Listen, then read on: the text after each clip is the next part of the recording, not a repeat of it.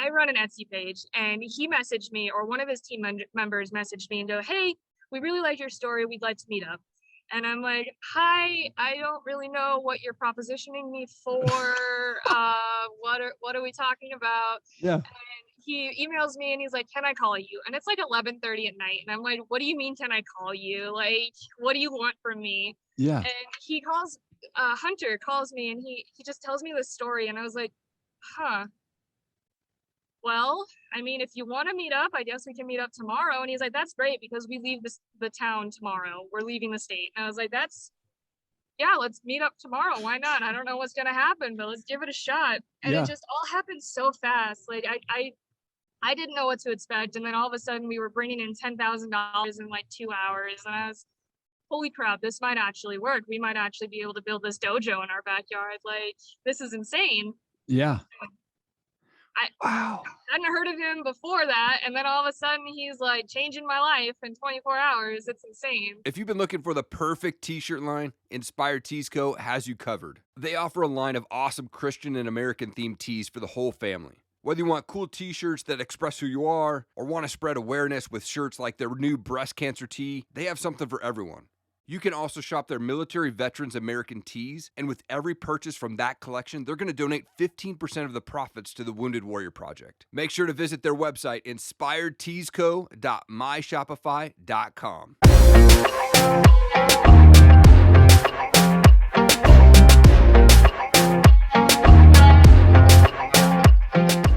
TiffanyAnn, you're the owner of Dragon Academy of Defense, and you recently had the opportunity to work with Charlie Rocket, who is, by the way, definitely a bucket list guest of mine. And after hearing your story, I wanted to have you on the show because I think there's so many people that are involved with martial arts and would love to jump on and be able to support you and help you out and share your story around. So thank you again for joining me on the show today. I appreciate it.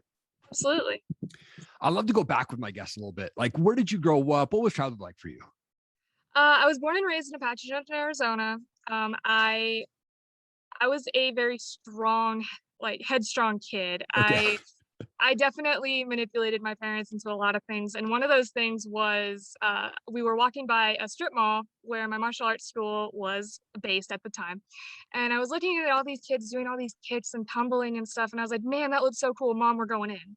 And she looks down at me and she goes, "You're like 3.5. We don't have time for this. You can't do this." And I was like, "We're doing this." And my instructor was like really hesitant because he was like, "The youngest I really teach is 5, and you're a little too young for me." And I was like, "If you give me a shot, I'll be super, super excited and you won't regret it." And like, that was 23 years ago in April. Come on. And I've never looked back. Like there's never been a time in my life where martial arts hasn't gotten me through it. Um, there was a period of time where I was in middle school and I was being bullied.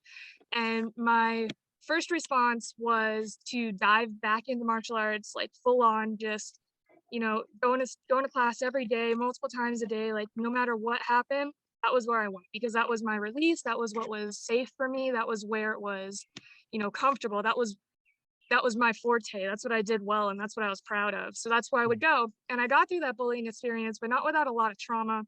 I There was a period of time where I really considered suicide a few times, which is one of the reasons that I teach suicide awareness and bullying, anti-bullying tactics, because especially right now, kids are going through just so much. You Mhm. you have absolutely no idea what they're going through in school, especially with, the pandemic. Like we have to set up a whole different set of rules for the pandemic for school.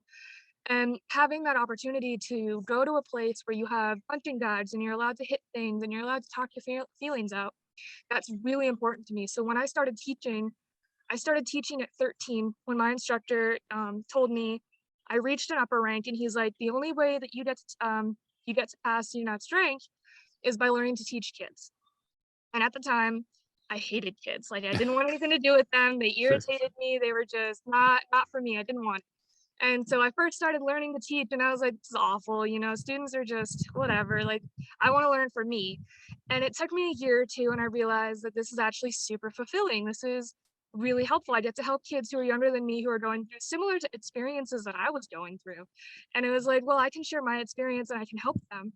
And from that moment on, I realized that that's really what I wanted to do with my life. And I've been teaching for 15 years, and I started doing volunteer work at a local charter school out here. I would teach their after school program and their summer school program. I was the physical education so that they had something to do between their 8 hours of sitting still in the classroom.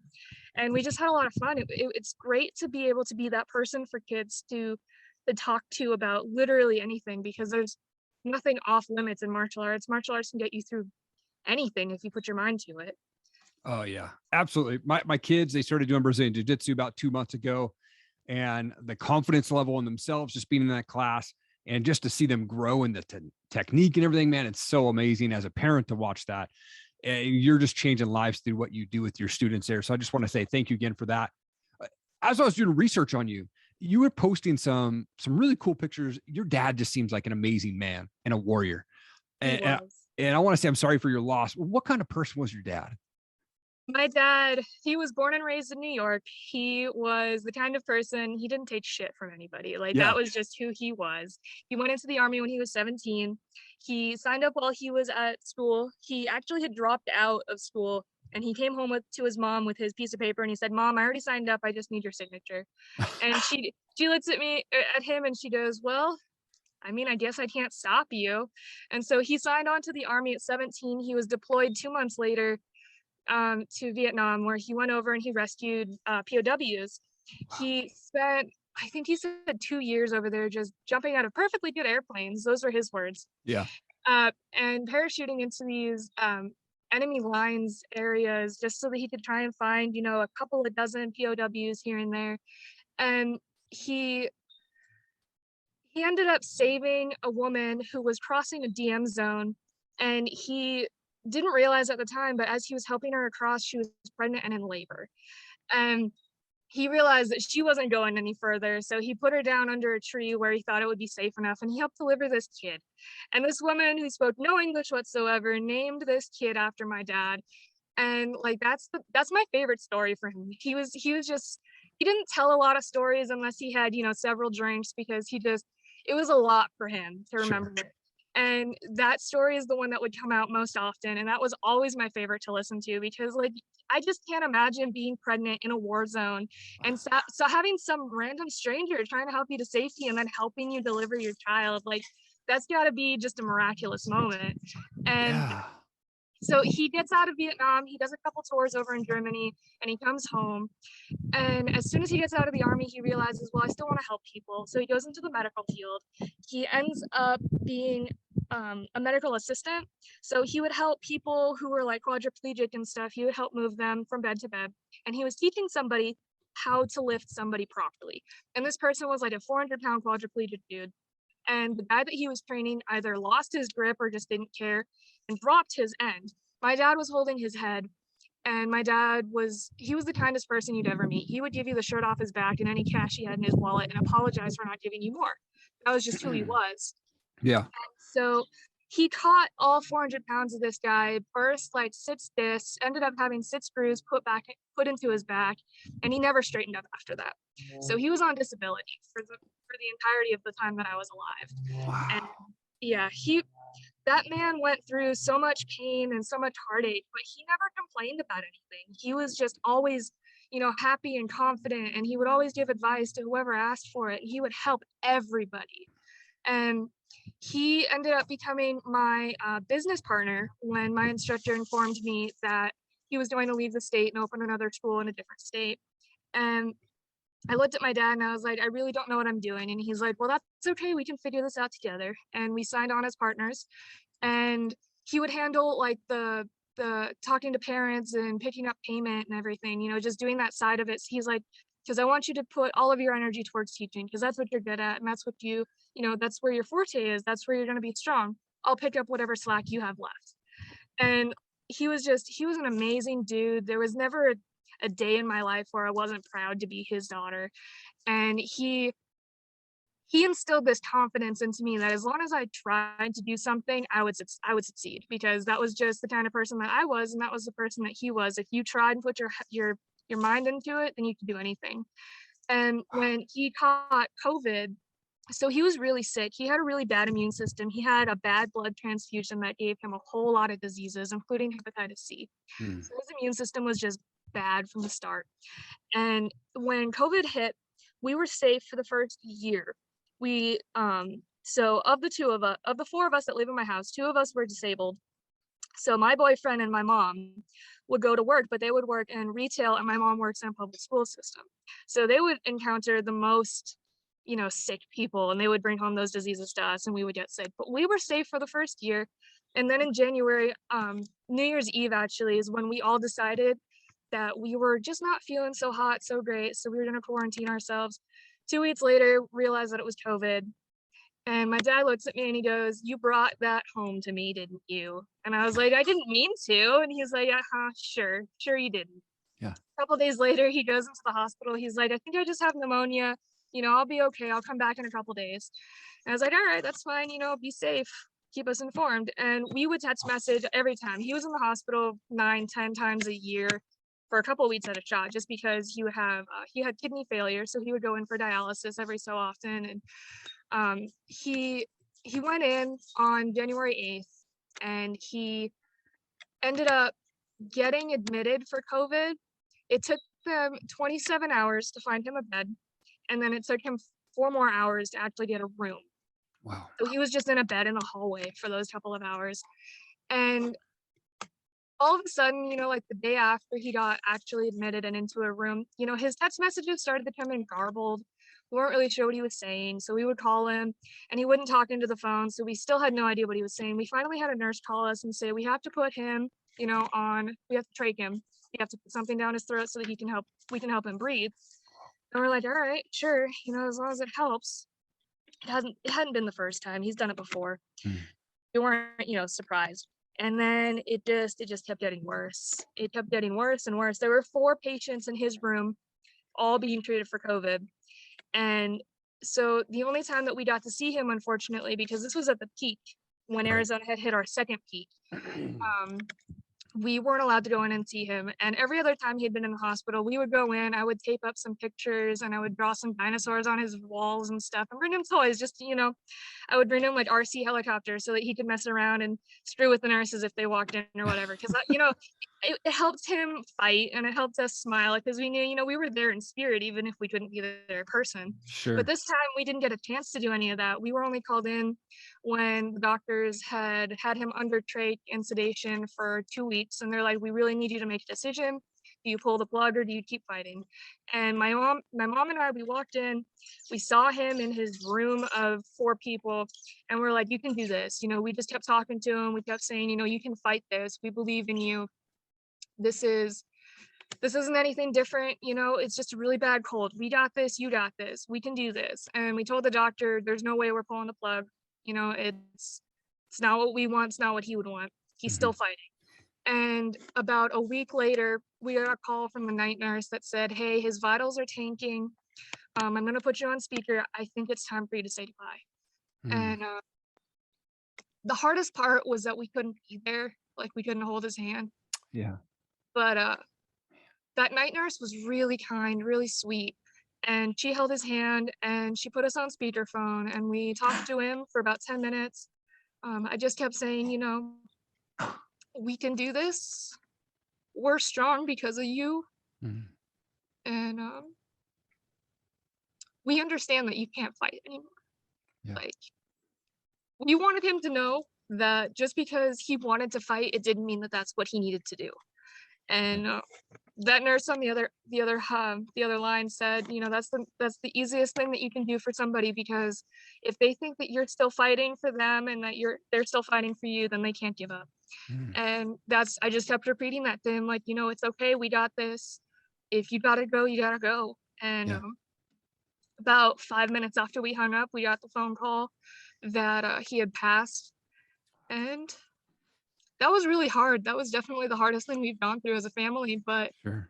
I've always been the strong one in the family besides him. So I haven't really been able to, properly express that grief because I'm trying to be strong for my mom, who was married to him for 42 years. I mean, they met when they were 11. And Wow. they had this relationship for the entirety of their life. And Yeah. so I'm trying to be that strong person that she can lean on and, keeping the hope alive in our house, because if I don't, then there's nobody who can. But you know, a lot of the things that we've learned has been, it's all incorporated in my dad. Like, he's always been there to just give us, you know, that little nudge in the right direction, that, are you sure you really want to do that? Because maybe it's not such a good idea. And, you know, we've learned just so much from him, and it's really important that I keep that. And I continue to move forward, because if I don't, then I'm not, you know, honoring his memory, in my Yeah. opinion. Oh man, what a crazy thing to have to go through. And again, I'm so sorry for your loss, and I can't imagine being in that position. Hey guys, this episode is sponsored by Tranquil Turtle Massage. Tracy over there, the founder, she's a small town girl from Montana, loves God, loves her family, loves her friends, loves working out, fishing, and camping. She has a passion for helping those in need and enjoys being creative with woodworking, crocheting, healthy baking, pottery, and cooking. Look, she began her massage journey back in 2010, where she graduated from massage school up in Anchorage, Alaska. She specializes in her signature massages, the Hanu Infusion and the Hanu Ashiatsu, as well as the gua sha and manual lymphatic drainage. If you're looking for a massage specialist and someone who could get you feeling good, go see Tracy down at Tranquil Turtle Massage. And while you're there, check out CDA Microblading, offering Coeur d'Alene's best tattoo brows, plasma fibroblast, tightening, and PMU services right there in the heart of downtown Coeur d'Alene. Make sure you book your appointment at pnwmobilemassage.com. And you're a warrior yourself too. I mean, you had open heart surgery, and it sounds like much more than that even. Yeah. I mean, and then I come across you online on Instagram, and this is what's crazy. I've been following Charlie Rocket for a long time, and I see the story that he's talking to you. How did you guys get connected? Because some really cool stuff happened when you got connected with Oh him. my And goodness. what Okay, ended up happening? so the day that he found me, 24 hours prior, I knew nothing about this guy. I'd never Okay. heard of him. I'd never heard of anything that he had done. Yeah. And I run an Etsy page, and he messaged me, or one of his team members messaged me and go, "Hey, we really like your story. We'd like to meet up." And I'm like, "Hi, I don't really know what you're propositioning me for. What are we talking about?" Yeah. And he emails me and he's like, "Can I call you?" And it's like 11:30 at night. And I'm like, "What do you mean, can I call you? Like, what do you want from me?" Yeah. And he calls, Hunter calls me, and he just tells me this story. And I was like, huh, well, I mean, if you want to meet up, I guess we can meet up tomorrow. And he's like, "That's great, because we leave the town tomorrow. We're leaving the state." And I was like, yeah, let's meet up tomorrow. Why not? I don't know what's going to happen, but let's give it a shot. And Yeah. it just all happened so fast. Like, I didn't know what to expect. And then all of a sudden we were bringing in $10,000 in like 2 hours. And I was, holy crap, this might actually work. We might actually be able to build this dojo in our backyard. Like, this is insane. Yeah.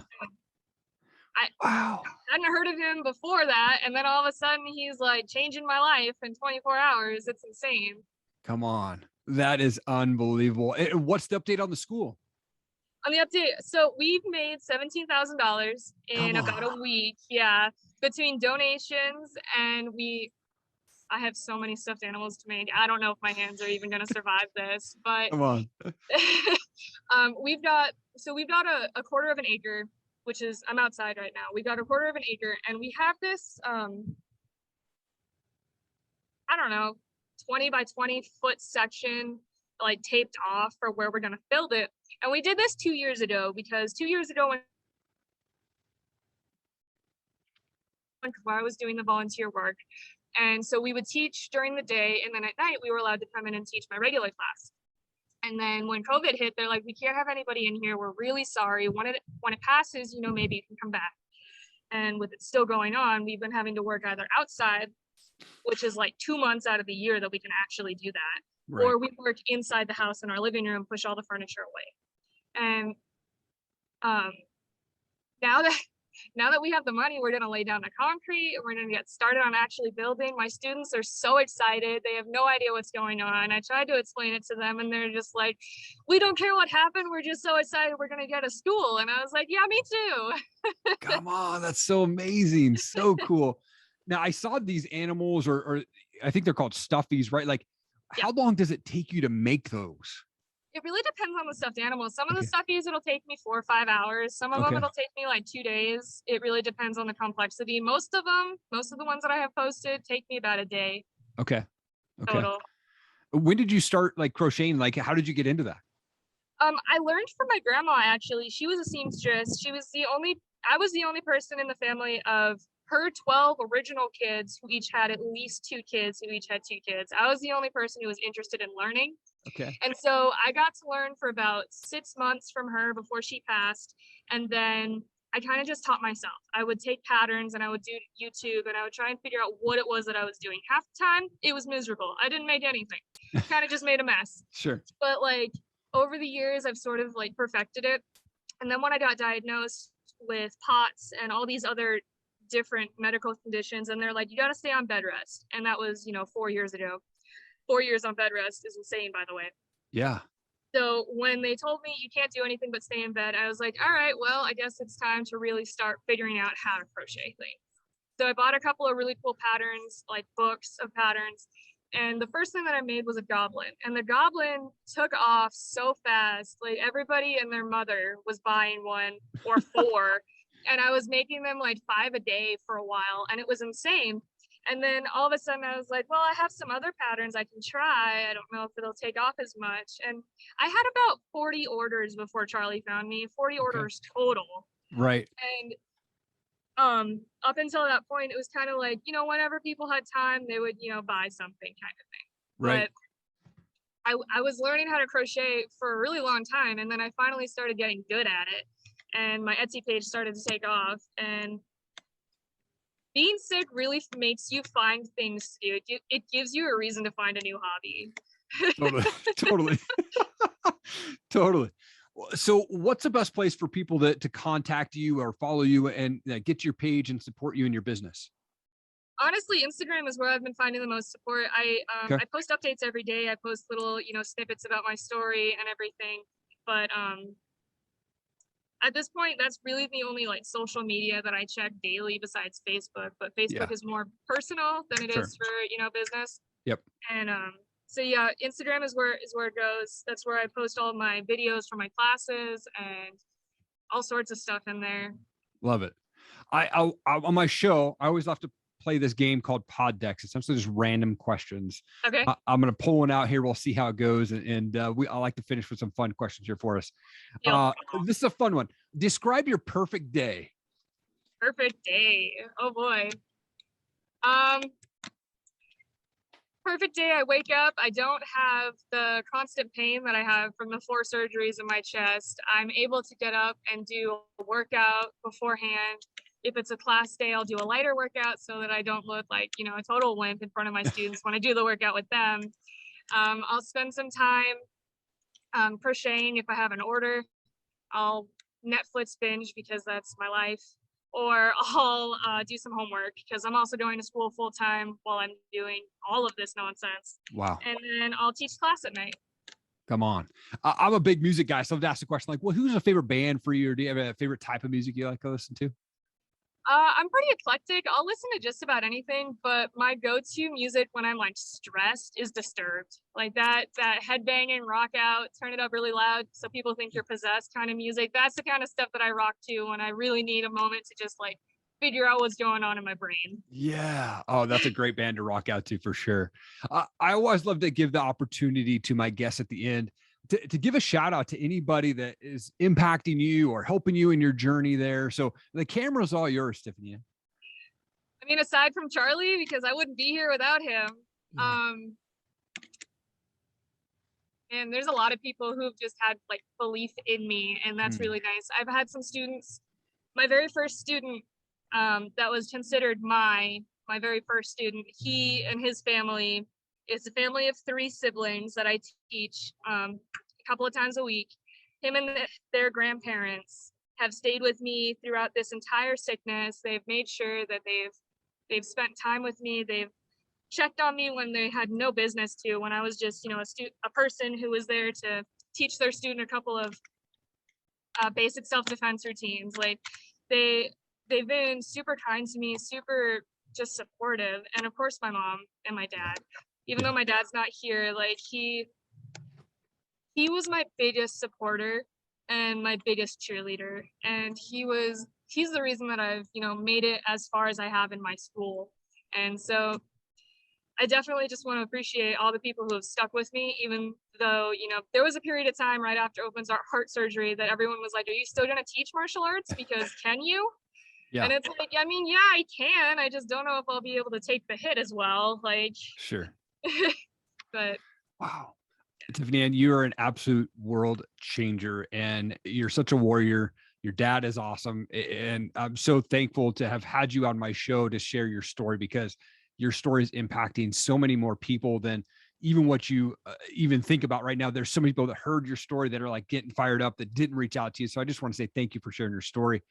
Super honored to have you on. Thank you so much. absolutely. Thank What's you. going on? Thank you so much for watching the show. I really appreciate it. Hey, I just wanted to do a quick introduction. If you've not seen my show or you don't know the services that I offer, I wanted to drop them to you right now. One, I do voiceover work. So if you're looking for a voiceover person to cover your motivational videos, or maybe it's Kickstarter videos or whatever it is, let me know. I'm more than happy to help you out there. I also work with brands on brand and product videos. So they'll send me their products to do reviews or box openings. Let me know. I'd love to work with you on your product as well and help you get that product out there. I also love to be able to share my story. So if I can make an impact on one person at your next speaking engagement, let me know. I love to talk about my story. I love to talk about how our past does not define our future, and morning routines and being consistent, how to be around those successful people that are just going to lift you up. Let's chat about having me speak at your next event. Let's make it happen. Again, thank you so much for checking out this show. Check out erikallenmedia.com. Really appreciate your time. Have an awesome day.